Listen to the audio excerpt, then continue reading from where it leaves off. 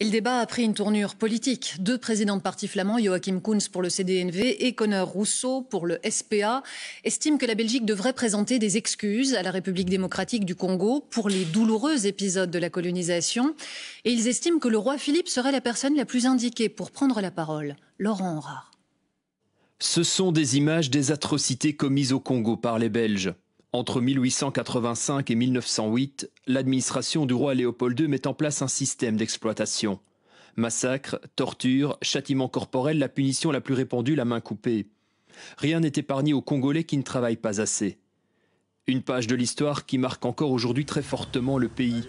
À Kinshasa, la statue de Léopold II se trouve dans l'enceinte du musée national et pour certains habitants, cette figure n'y a plus sa place. C'est un monsieur qui a fait souffrir les Congolais, nos ancêtres, esclavagisme, à Katara, Maboko, il a fait beaucoup de mal au Congo. Donc, le monument n'est pas mérité, médaille, En Belgique, plusieurs partis politiques appellent désormais les autorités à présenter officiellement des excuses. Ik vind dat wij in het reinen moeten komen met een erkenning doen van de problematiek van ons koloniaal verleden, zowel de overheid als het Koningshuis. En hoe dat juist moet gebeuren, wie daar rond wat moet zeggen, maar dat moet erkend worden dat het een probleem is geweest op sommige facetten. Dan moet de koning iets zeggen. Ja, ik denk dat hij de meest aangewezen persoon is.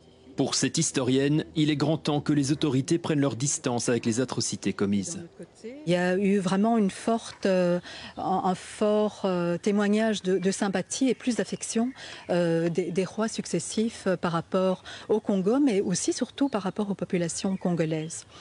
Par les voyages royaux, et d'autant plus qu'Albert Ier a critiqué ouvertement ce qu'il voyait dans la colonie lors de son voyage en 1909. Si le roi Philippe veut poursuivre dans cette lignée et s'aligner quelque part au vent de cette histoire, il est temps de prendre cette responsabilité.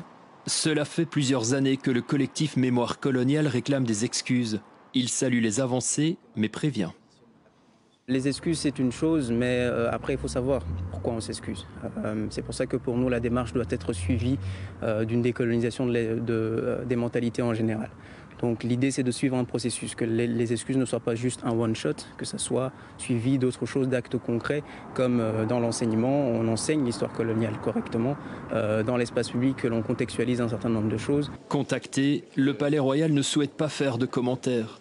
Le roi devait se rendre en République démocratique du Congo fin juin pour commémorer les 60 ans de l'indépendance. Un voyage annulé en raison du coronavirus.